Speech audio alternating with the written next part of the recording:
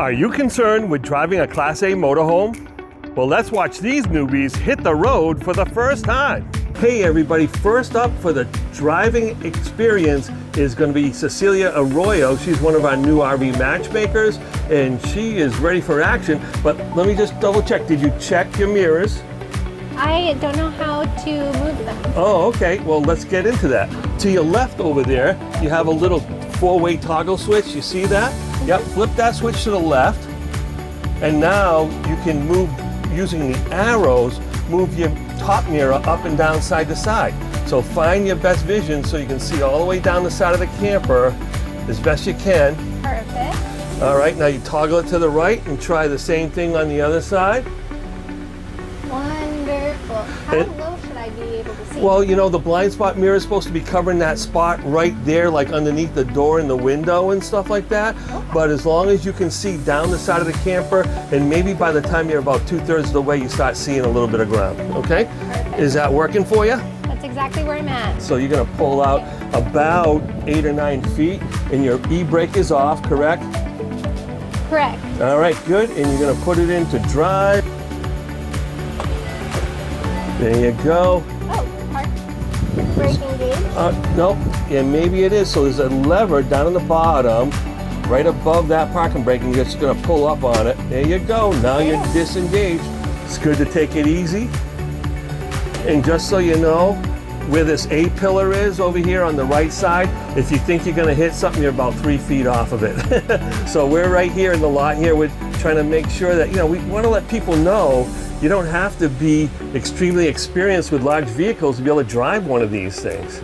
Now, Cece, I'm going to ask you, how do you feel about your perspective? Do you have a good vantage point in that driver's seat? You see a lot more than you expect to be able to. And I can also, I have a good sense of the weight behind me and the length behind me too. All right, and you're doing really well. I can see that she's leaving room on either side. I got plenty of room on my side, so if you want to slide over a little bit. Look at your side view mirror, right? Not just the regular side view mirror, but the blind spot mirror as well, so that way you can see where your back tire is. That's the key, is check out where your back tire is, especially if you're making turns, so you can see if you're going to hit the curb, or if you're just going to be moseying along like we are now. So I'm glad that we kind of took a little break here because Cece realized that she was a little bit higher in her seat and couldn't really reach the pedals that well. It's important to be able to hit the brake when you need to. And folks, you know, it's really important just to take your time at first until you get a real feel for the coach.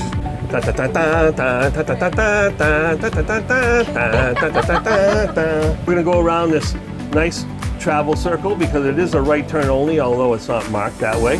And then we're gonna take a ride up the hill. There you go. See how it kind of swings right around? Now swing it back and hit the gas. So you probably didn't realize how far this thing actually turns. Like when you made that sharp turn there, that front end just swung right around, didn't it? Right. And now you're gonna swing hard right again.